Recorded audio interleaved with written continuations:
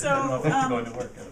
so spray foam is it's a hydrocarbon material. It's a plastic basically that is sprayed into place, and there are different levels of hardness to the plastic, and some of it is, it's called closed cell foam. It's not air permeable, so if you tried to blow through it, your breath wouldn't go anywhere, and it also doesn't allow vapor to go through it. And so that's something that is often used as a first coat to a process, because then you keep all of the moisture outside of the building and you don't allow any of the vapor from inside of the building to get to the cold surface and condense and create mold problems.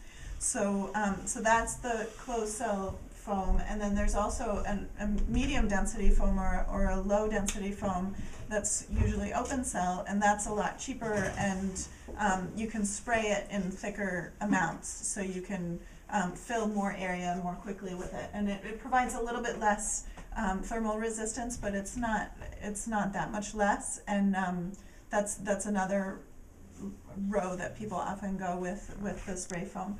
I am really happy that Stone Soup used a lot of cellulose whenever they could, because spray foam uses a lot of energy and releases a lot of greenhouse gases into the environment, and it's something that you really want to use only where you absolutely have to. Like in this case, I think it was used in the basement because it's, you know, it wasn't feasible to insulate it with more with other inert materials that were responsive to the wetness.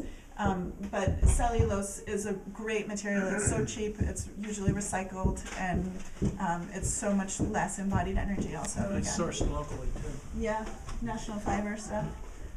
So didn't they build some walls down here just to house the spray foam so that they could put it in here? Like in that section of the building, I believe they built something so that they could. Made cavities Well, for the. once you spray the foam, you have to cover it because it's really flammable. It's basically, you know, solidified petroleum. Oil.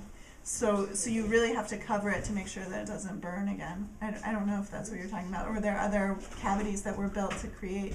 So that you could Like have the- an area to put the spray foam The in. blue wall is there's foundation stone under there, and then you created a wall coming out with a cavity that you filled with spray foam, or you spray foamed and then brought the wall down Yeah, in front I of it. think usually, yeah. So in order to affix a non-flammable surface, you would need some sort of framing, and that's probably why they did some framing in there. Yeah. And then you have to spray all of the foam, and then you have to cut it off so that it's flat, and then you can put the drywall on. And now you have this really well-insulated basement, which, as we could tell when we came down here, it's cooler than it is upstairs because it's not being actively heated.